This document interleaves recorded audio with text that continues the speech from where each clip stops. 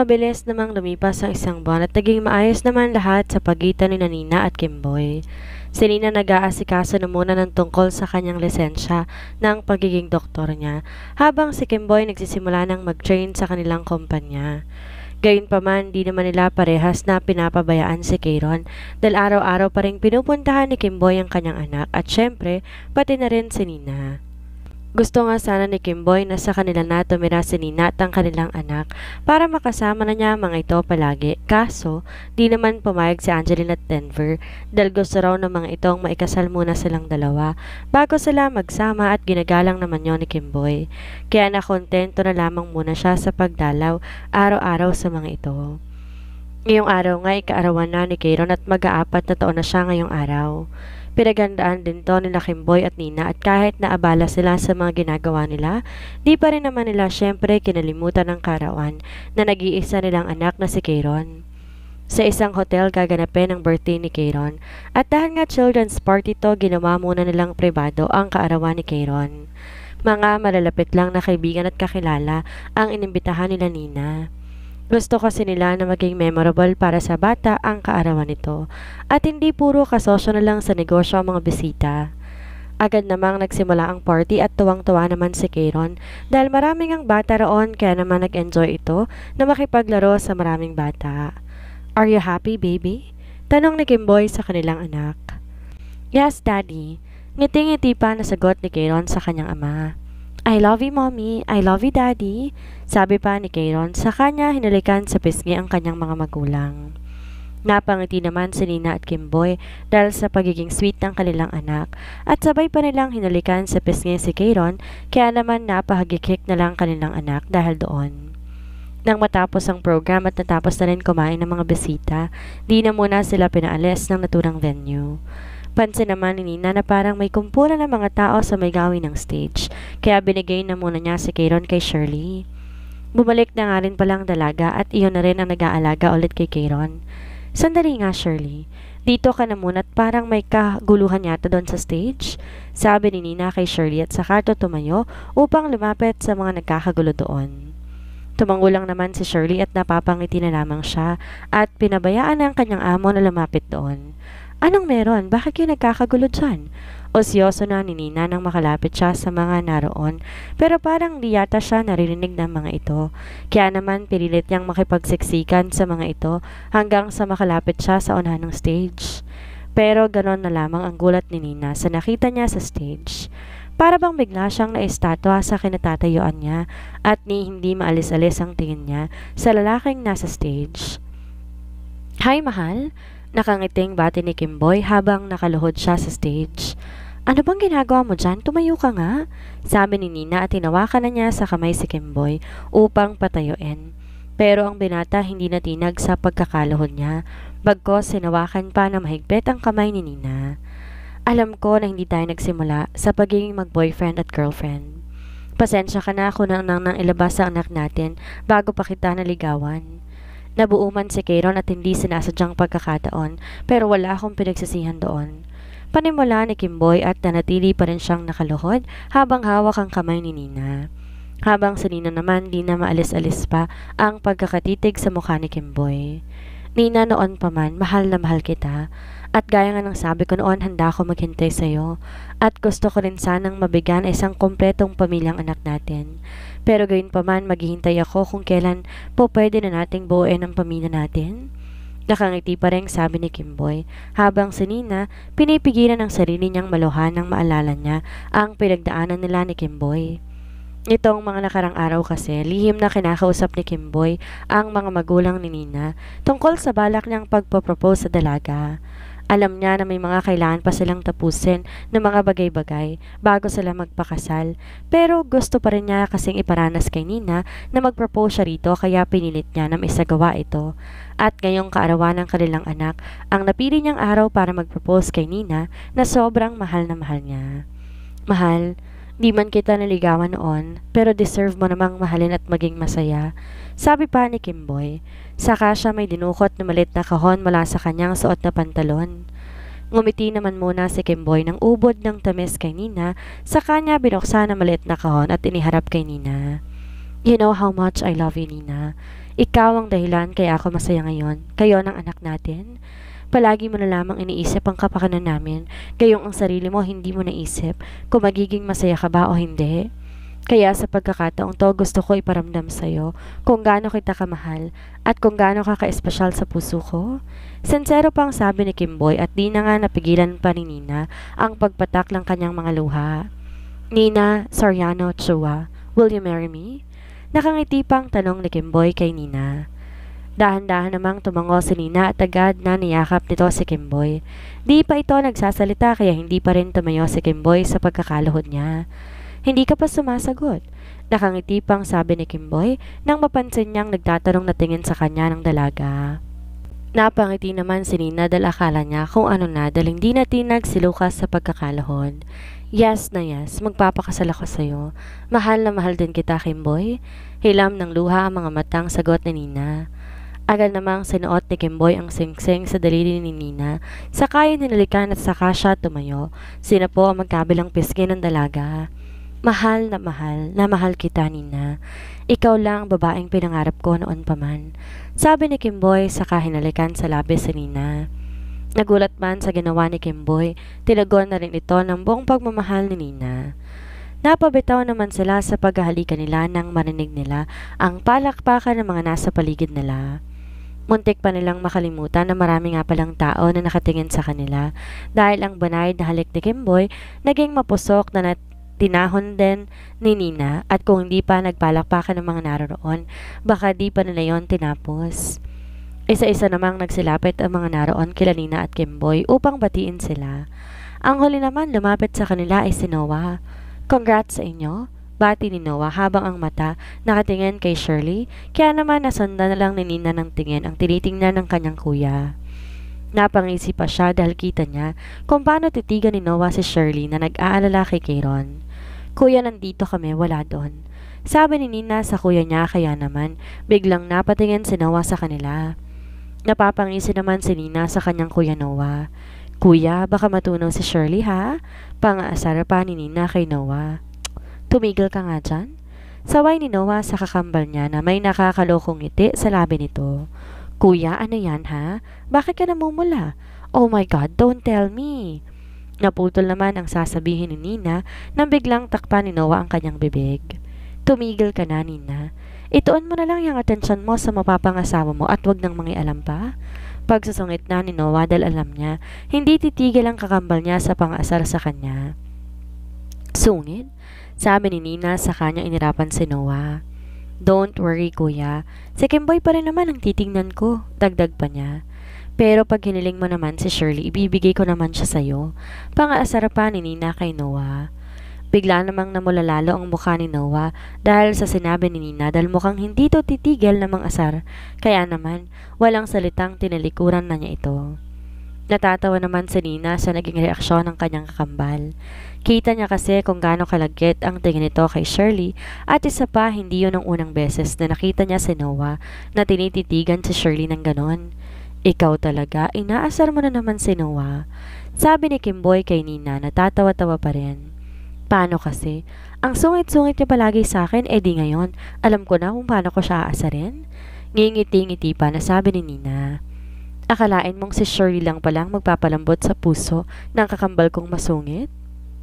Dagdag pa ni Nina. Naiiling na lang si Kimboy dahil sa mga sinabi ni Nina dahil totoo naman kasi yon. Ni kahit isang beses wala pang naipakilala si Noah na naging nobya nito dahil gusto rin nitong mag-focus sa pag-aaral noon. At ngayon naman ang dahilan nito, focus muna ito sa kanilang kumpanya. Mabilis naman na lumipas ang mga buwan at tinuloy na nga nila ang kasal nila Nina at Kimboy. Tapos na rin naman ang asikasuhan ni Nina ang kanyang lisensya bilang doktor habang si Kimboy naman unti-unti nang natututo na hawakan ang isa sa kumpanya ng kanilang pamilya. Mabilis lamang naman silang nagplano sa kanilang kasal dahil mapera nga rin sila ay madali na lang din ang lahat para sa kanila na maisaayos ang kanilang kasal dahil kaya naman nilang magbayad ng malaking halaga para lamang mapabilis iyon. Hihirit pa nga sana si Angeline na sa sunod na taon na lamang kasal kaso hindi na nagpapigal pa sila Nina at Kimboy dahil gusto na rin talaga nilang magsamang dalawa at balak na rin nilang sundan na si Kayron. Araw na ng kasal ngayon nila Kimboy at Nina at ready ng lahat at tayong si Nina na lamang hinihintay nila sa simbahan. Matagal pa ba si Nina? Dapat kasi sabay na lang kaming pumunta rito eh. Naiinip nang sabi ni Kimboy kay Noah na kasama niya na ngayon sa simbahan na naghihintay kay Nina. Alam mo naman na bawal kayong magsabay ng pagpunta rito. Pagsasungit ni Noah kay Kimboy. Tsaka hindi ka na ba makapaghintay? Saglit na oras na lang hihintayin mo at pwede ka nang bumuntot sa kakambal ko kahit kailan mo gustuhin. Dagdag pa niya dahil naiinis na siya sa kaibigan niya dahil kanina pa ito hindi mapakali sa kinaupuan nito. Excited lang ako makita si Nina. Kahapon ko pa kasi siya hindi nakikita kaya namimiss ko na talaga siya. Sagot naman ni Kimboy. Iiling-iling naman si Noah sa kanyang kaibigan dahil mukhang tinamaan nga to ni Cupido at patay na patay sa kapatid niya. Ewan ko sa'yo, sabi pa ni Noah. Tumigil ka nga dyan at maupo ka na lang. Nahihilo ko sa'yo eh, kanina ka papaikot-ikot siya. Maya-maya, nariyan na rin naman si Nina, dagdag pa ni Noah. Alam mo bro, kapag ikaw din na nasa kalagayan ko, baka ganito rin ang mararamdaman mo. Sagot naman ni Kimboy. Di rin? Iiling-iling pa ang sagot ni Noah. Huwag kang magsasalita ng patapos bro, sagot ni Kimboy habang nakangisi. Ngayon pa nga lang napapansin ko panay ng pagsulyap mo kay Shirley. Dagdag pa ni Kimboy, sabay sulyap nito kay Shirley na may hawak sa kanyang anak na si Kayron. Napasunod naman ang tingin ni Noah sa kung saan nakatingin si Kimboy. Ganoon na lamang ang pagkatulala niya na makita niya si Shirley na kanina pa hinahanap ng kanyang paningin. Napangisi si Kimboy na mapansin niya na titig na si Noah kay Shirley. Bro, umamin ka nga sa akin? Sabi ni Kimboy sa kanya pinanliitan ng mata ang kaibigan. Type mo ba si Shirley? Diretsahang tanong ni Kimboy sa kaibigan habang may nakakalokong tingin sa kaibigan. Tigil-tigilan mo nga ako? Sagot ni Noah saka siya nag-iwas ng tingin sa kaibigan. Aasarin pa sana ni Kimboy ang kaibigan niya kaso biglang nagsalita ang kanilang wedding coordinator na nariyan na raw si Nina kaya naman umayos sila ng pila para sa paglalakad ng entourage. Kasama na sa mga ninong at ninang nila ang kaibigan ng magulang ni Nina na sila Beatrice at Gino. Sa mga abay naman na lalaki kasama rin syempre ang kapatid na bunso ni Nina na si Dimitri at pati na rin mga kaibigan ni Kimboy na si Simon at Timothy. Habang si Noah ang tumayong best man habang ang maid of honor naman ay si Stel. Naging ring bearer naman nila ang kanilang anak na si Kayron. Matapos ang seremonyas ng kasal, agad na silang dumiretso sa hotel kung saan idaraos ang kanilang reception.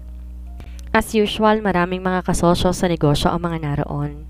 Naging maayos at masaya namang naidaos ang kasal nila Kimboy at Nina. Masayang masaya rin lalo ang bagong mag-asawa dahil sa wakas, natuloy na rin ang kanilang kasal na hindi nila akalaing sila pa rin pala hanggang sa huli. Higit na mas masaya ngayon si Nina dahil sa buong akala niya di na siya kayang tanggapin ni Kimboy dahil akala niya talaga magagalit ito dahil sa paglilihim niya rito. Pero laking pasalamat niya at hindi ito nagalit sa kanya at pinanindigan talaga nito ang pagmamahal nito sa kanya. Habang si Noah naman masayang masaya din dahil sa wakas asawa niya ng babaeng matagal niya nang pinapangarap at ngayon ngay may isang buong pamilya na siya dahil sa may anak na nga sila ni Nina. Isa-isa namang nagsilapit kila Nina at Kimboy ang kanilang mga bisita upang batiin sila. Lahat ay pawang masaya para sa dalawa, lalo na ang kanilang mga kaibigan. Congratulations mga anak ko, nakangiti pang bati ni Angeline kay Nina at Kimboy nang malapitan nila Tony Denver. Thanks mom, sagot naman ni Nina. Ito nga palang regalo namin sa inyo. Sabi pa ni Angeline sa kami iniabot kay Nina na sobre. Ano po ito, ma'am? Tanong na ni Nina at nag-aalangan pa nga siya kung tatanggapin ba niya yon o hindi. Tingnan mo. Nakangiti pang sabi ni Angeline sa kanya kinuhang kamay ni Nina at nilagay sa kamay nito ang sobrang iniaabot niya. Napilitan namang kunin ni Nina ang sobre kahit ayaw sana itong kunin dahil sobrang dami nang naibigay sa kanila ng kanyang ina. Pagkabukas ng sobre, nagulat naman si Nina na makita nila na ticket ang laman ng sobre. Trip to Korea? Tanong ni Nina sa kanyang ina. Tumango-tango naman si Angeline dito habang nakangiti. Yes anak, trip to Korea. Diyan na lang kayo mag-honeymoon ni Kimboy. Nakangiti pa rin sagot ni Angeline. Alam mo ba na dyan kayo nabuo ng Kuya Noah mo? Kaya anong malay natin makaburin kayo ng kambal doon? Nakangisi pa na sabi ni Angeline. Nanlaki naman ang mga mata ni Nina dahil sa huling sinabi ng kanyang ina. Mom? Saway ni Nina sa kanyang ina. Why? Totoo naman ang sinasabi ko. Anong malay natin after 9 months may kambal ka na ring apo? Nakangisi pa na sagot ni Angeline. Naipikit naman ng Maria ni Nina ang kanyang mata habang si Kimboy napatungo na lamang dahil parang bigla siyang nahiya na dalawa. Mommy, stop it na po, nakakahiya. Saway pa ni Nina sa kanyang ina. Natawa naman si Angeline dahil sa naging reaksyon ni Nina sa sinabi niya. Pero totoo yon, anak. Sa Korea talaga kayo nabuo ng kuya mo. Ulit pa ni Angeline kay Nina. Natigil lamang ang pangaasar ni Angeline kay Nina nang lumapit na mga magulang ni Kimboy sa kanila. Hi balae, mukhang nagkakasiyahan kayo dyan ah. Nakangiti namang bati ni Odette kina Angeline. Kasama rin niyang lumapit dito ang kanyang asawa na si Ronald. Ay nako balae, oo nagkakasiyahan kami dito. Ang sabi ko kasi sa kanila, bigyan tayo ng kambal na apo. Nakangiti rin namang sagot ni Angeline, saka siya nakipagbeso dito. Ay oo, masaya nga yan kung kambal ang magiging kasunod ng apo natin. Natutuwa rin naman na sagot ni Odette kay Angeline kaya naman nagkatawanan sila doon habang sila Nina at Kimboy naiiling na lamang dahil sa pinag-uusapan ng kanilang mga ina. Congratulations nga pala mga anak, baling ni Odette kila Nina at Kimboy. Finally, natupad na rin ng anak ko ang matagal niya ng pinapangarap na maging asawa si Nina. Kung alam nyo lang kung gaano katagal nang humaling na humaling ang anak ko na yun kay Nina. Kaya sana nga bigyan nyo pa kami ng apo ni Angeline. Biro pa nito. Mom, don't worry po. Dadating din po tayo dyan. Sagot ni Kimboy sa kanyang ina. Mag-e-enjoy po muna kami ng asawa ko sa ngayon. At kung biyayaan naman po kami kaagad ulit ng anak, wala naman pong problema yun. Dagdag pa ni Kimboy. Tila naman biglang nahiya si Nina dahil sa kanilang pinag-uusapan. Ramdam din niya na nag-init bigla ang pisngi niya dahil doon.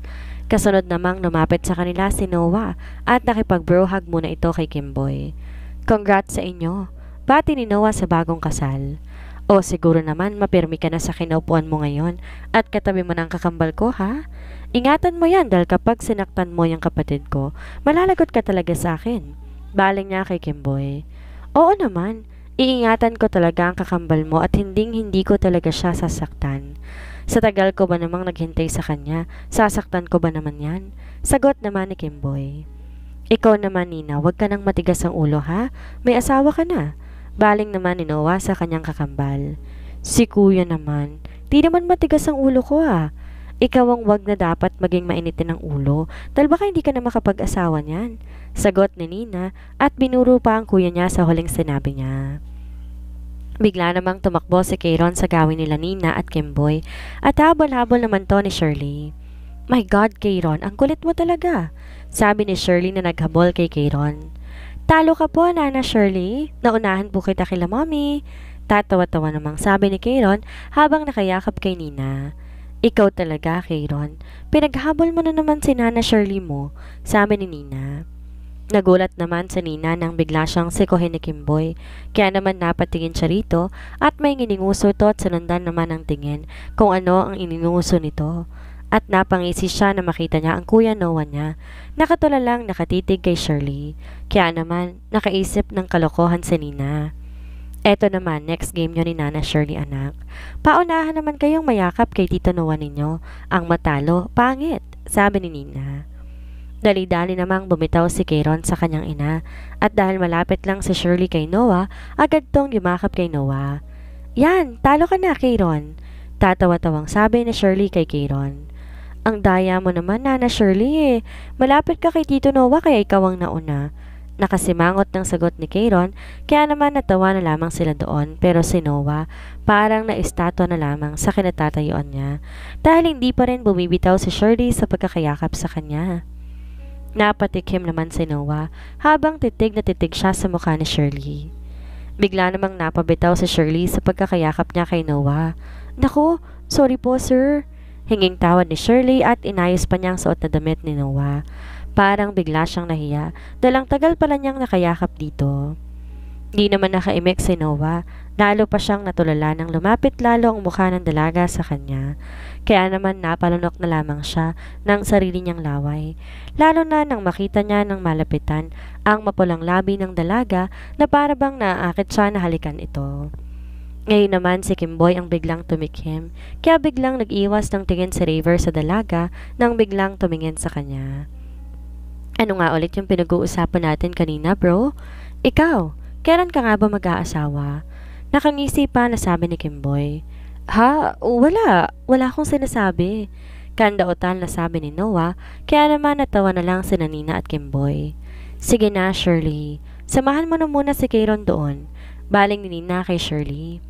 Tumango lamang naman si Shirley, saka nito inakay si Kayron pabalik sa pwesto nila kanina. Tumikim naman si Nina nang makita niya na di pa rin maalis-alis ang pagkakatitig ni Noah kay Shirley. Ahem, Kuya Noah, pwede kang magpaliwanag. Nakangising sabi ni Nina, kaya naman naagaw ang atensyon ni Noah at tumarap na kila Nina. Magpaliwanag? Bakit? Kunot noong tanong ni Noah kay Nina. Kuya, wag ka na nga magkaila dyan. Kala mo ba hindi ko napapansin na palagi kang nakatitig kay Shirley? So ano yon? Anong ibig sabihin ng mga titig mo na yan? Nakangisi pang sagot ni Nina sa kanyang kakambal. Oo nga bro, napapansin ko rin yan. Lalo na kanina sa simbahan, titig na titig ka kay Shirley. Anong meron? Sabat naman ni Kimboy. Magtigil kayong dalawa. Bale walang sagot ni Noah. Sus si kuya, nagde-deny pa o hilin naman na namin. Umamin ka na.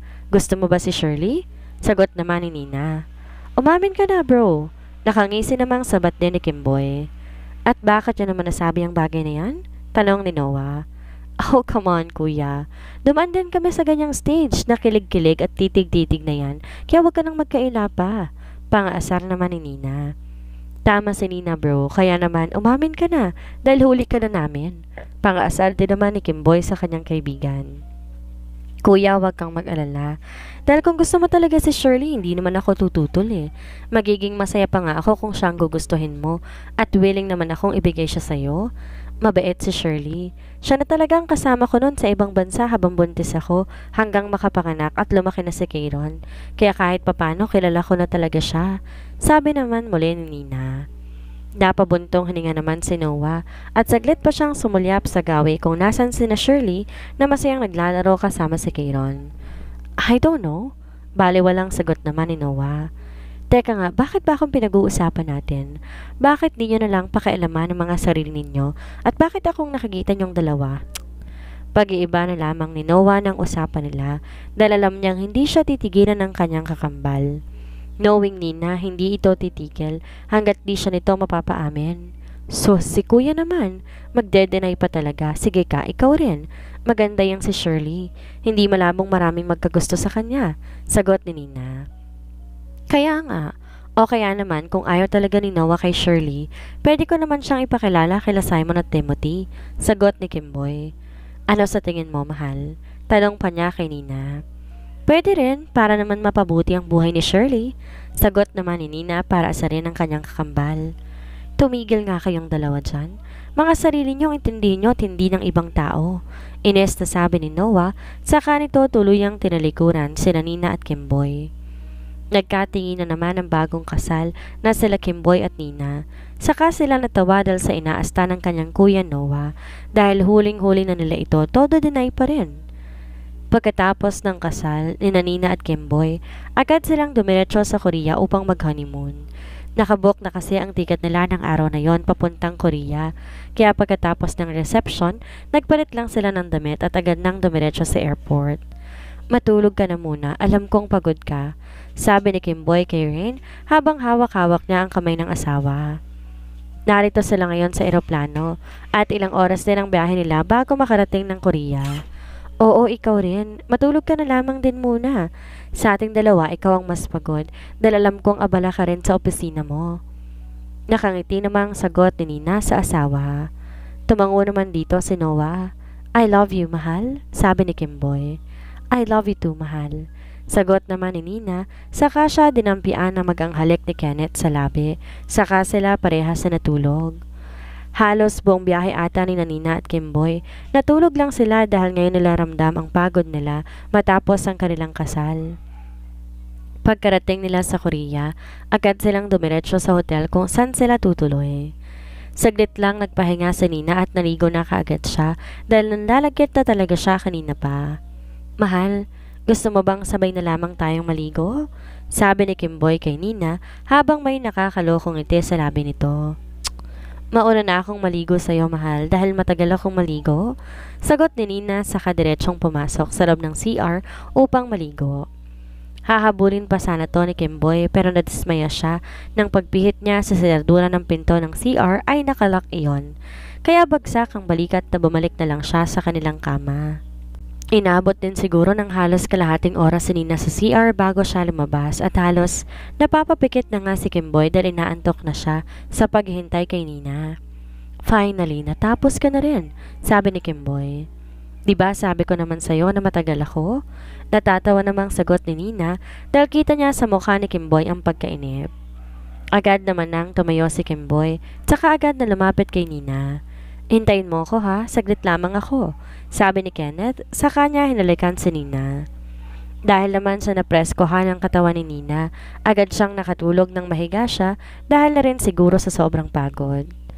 Paglabas naman ng CR ni Kimboy, napakamot na lang siya sa kanyang batok na makita niyang natutulog na nga si Nina. Nahiga na lang din si Kimboy sa tabi ng kanyang asawa, sa kanya ito niyakap.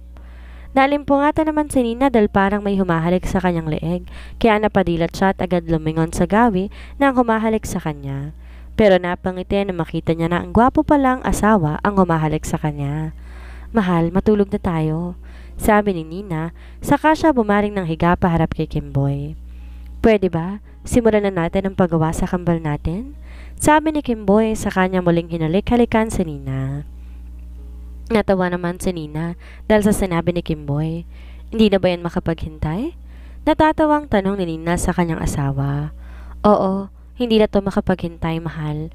Gusto ko nang simulan ng paggawa sa kambal nating anak at dapat ko nang trabahuhin yon dahil naghihintay ng mga magulang natin sa kambal. Nakangising sagot ni Kimboy at agad na tong pumaibabaw kay Nina. Teka lang! Di naman na naituloy pa ni Nina ang sasabihin niya nang sakupin na ng labi ni Kimboy ang kanyang labi. Nung una ay banayad lang ang paghalik ng binata pero nang maramdaman niya na tinutugon na siya ng dalaga, naging mapusok ang paghalik niya rito. Tila naman musika sa pandinig ni Kimboy ang bawat pag-ungol ni Nina kaya naman lalong nag-init ang kanyang katawan. Sisimulan na natin gawin ang kapatid ni Kayron, kaya humanda ka na? Bulong ni Kimboy, sa kanya muling sinakop ang labi ni Nina. Di naman na umangal pa si Nina sa ginagawa ni Kimboy dahil gusto rin naman niya ito. Talagang pinaramdam ni Kimboy kung gaano niya kamahal si Nina at kung gaano siya kasabik muli rito. Nakailang beses pang inangkin ni Kimboy ang kanyang asawa dahil talagang namiss niya ito at ang una naman kasi nilang pagniniig ay hindi sinasadya. Kaya naman ngayon, sinulit na nila habang di nila kasama ang kanilang anak na si Kayron. Pagkatapos ng gabing yon, sinulit talaga ng mag-asawa ang pamamasyal nila sa Korea. Lalo na't sila lamang dalawa ngayon, pero mas masaya sana kung kasama nila ang kanilang anak. Pero hindi naman nila ito maaaring isama doon dahil dalawa lamang talaga ang ticket na binigay ng Mommy Angeline nila dahil parang araw to sa honeymoon nila. Masayang masaya naman ngayon ang bagong kasal na sila Nina at Kimboy dahil kahit na sa kabila ng hindi sila nagsimula sa magnobyo at nobya, sila pa rin sa huli ang nagkatuluyan dahil mahal na mahal naman talaga ang isa't isa.